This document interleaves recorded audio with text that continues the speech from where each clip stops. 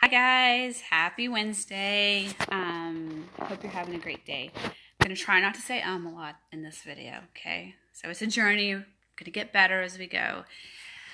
I wanted to take some time to talk about toxins in our homes other than just the cleaning products that we always normally think of because we spend a lot of time in our homes, and I have read that 90% of the air in our homes is more polluted than outside. So that's a big deal, especially since our sense of smell has direct access to our heart and our lungs and our brain. It does not have to filter through our liver, and that is a big deal because those are some very vital organs that we want to protect.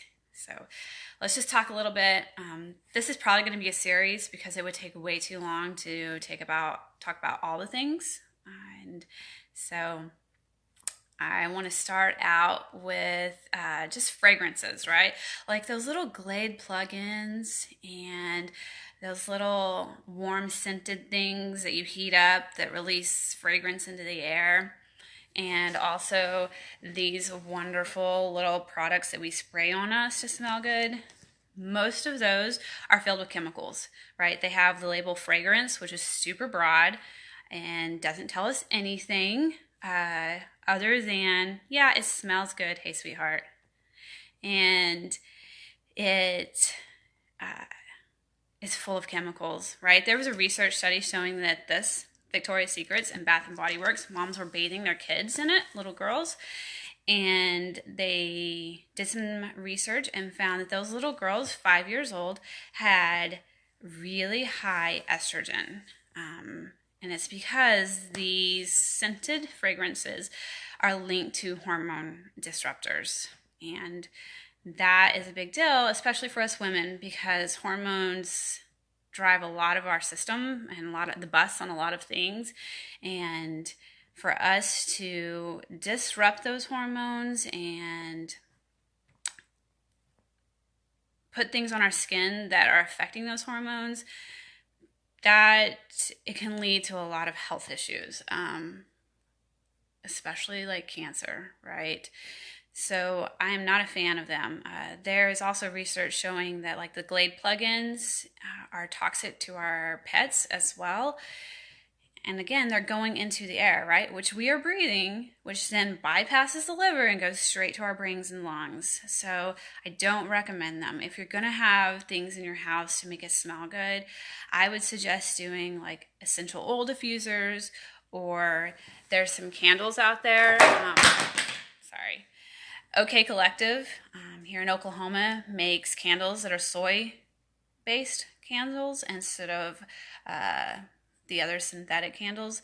So there are alternatives out there to make your home smell good. Amanda, just basically the whole thing. The whole thing is made out of chemicals. I will get back to you with specifically which ones they are. But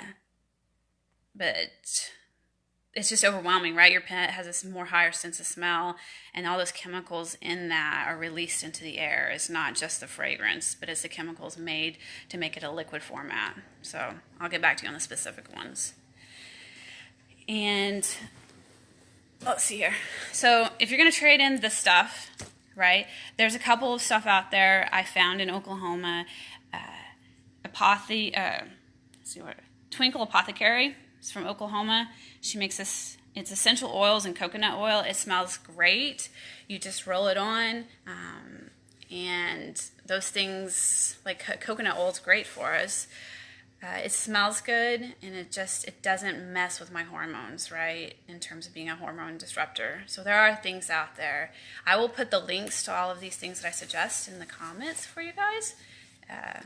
Yeah, because I'd like for people to get away from all these chemical-laden, smell-good things that are really affecting our health and affecting our families and our pets' health as well.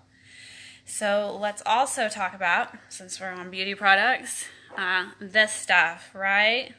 Fingernail polish. Us girls love it.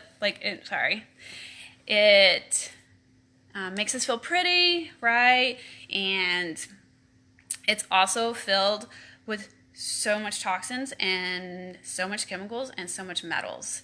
So we paint it on our little fingernails, which is a part of our body, and it absorbs into our body, and our liver has to then filter out all those metals and toxins that sits on our fingernails for weeks, right?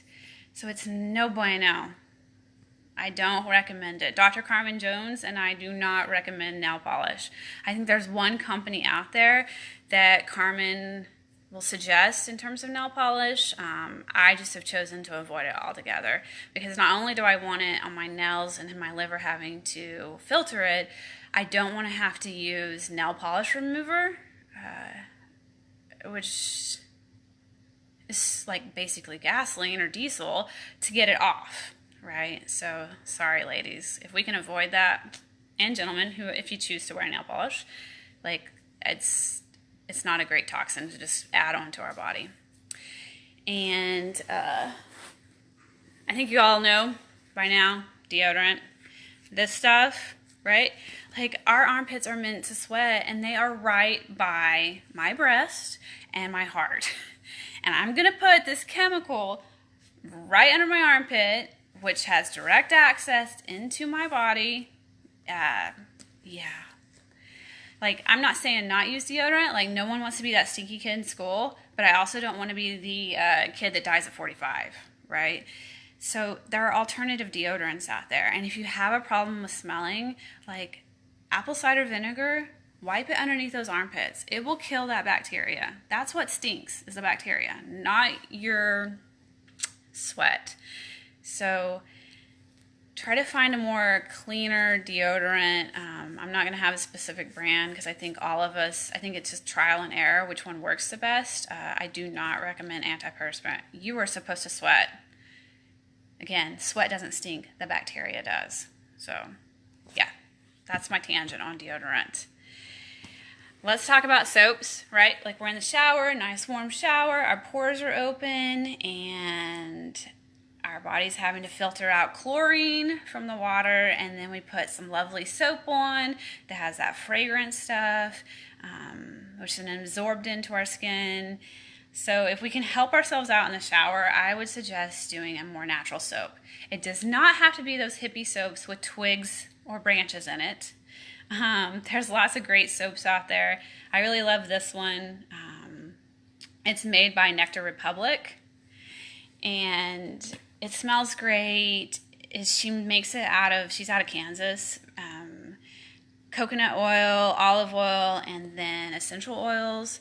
So, yeah, if we can help ourselves out in the shower, because we're already having to filter that chlorine in the water, like, let's go for a more natural soap. All right, my most excited part. Let's talk about those vaginas, girls, right? Love our vaginas. Love it. She is there for us, and we just need to give our vaginas some love. So we, every month, get to use these things, right? And these things are filled, oh, don't even get me started on the fragrance ones.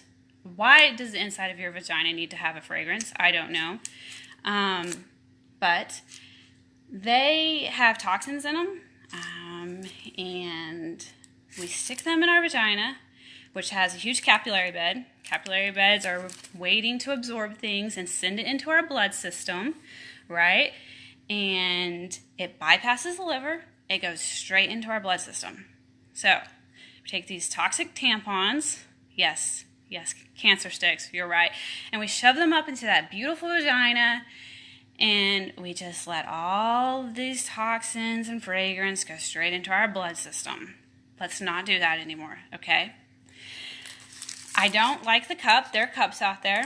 Those make my little ovaries hurt, so I won't use them. So I found 7th generation tampons. They're great. They absorb well. They are clean. They don't have toxins in them. They're organic cotton, and they're really not that expensive. So let's just go ahead and make the switch, girls. Let's show some love to those vaginas, okay?